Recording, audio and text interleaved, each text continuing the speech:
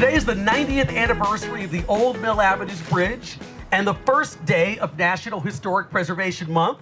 It seems fitting that we actually take a moment to talk about what this bridge has meant to our community, along with what our future plans are for the bridge, as well as Mill Avenue. Back in the 1930s, there were very few ways to cross the Salt River.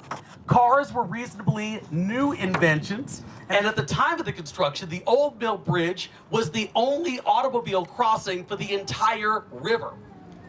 The bridge was built at the same spot that Hayden's Ferry had used nearly 60 years earlier. It was designed to be functional, and of course that's been proven time and time again. While other Salt River bridges failed during floods, like those that happened back in the 80s, the Mill Avenue Bridge survived. The bridge is a beloved Tempe icon. It's been depicted in countless paintings and photographs and is instantly recognizable. It's a touchstone to our community's past, and I frankly cannot imagine the city of Tempe without it. The original bridge did not have draped lighting that we so associate with it today. That was all added later, though they become one of the bridge's most recognizable features. Mill Avenue and the bridges are the historic heart of our community. Taking care of this area isn't only responsible, it ensures that we can continue to connect with each generation and, of course, with our past. I'm excited to see what the next 90 years for our city will bring and what will become iconic over the next century. So I'd now like to invite Arizona State Engineer Greg Byers to tell us a little bit more about Ralph Hoffman.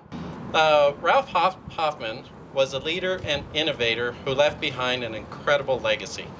There's bridges all across the state of Arizona that still stand today and are still being utilized across the state. He worked for the Bridge Division of Arizona Highway Department for 34 years, nearly 20 of them as the state's bridge engineer. During his tenure, he designed the Mill Avenue Bridge.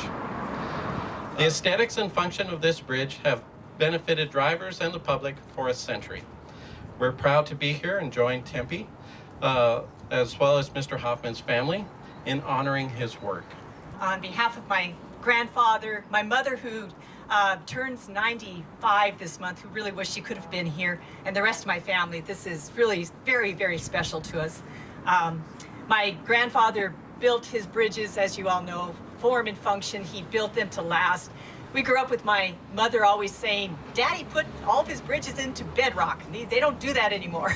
So, and then also his whole concept was to build a bridge that blended with the natural environment and didn't conflict with it. So he built them aesthetically pleasing, as was mentioned before, and this is actually one of my favorite bridges. I love the little sitting areas that he built into it and everything. So one other thing I wanted to just say is that I realized how busy he was in 1928. He was just finishing the Navajo Bridge.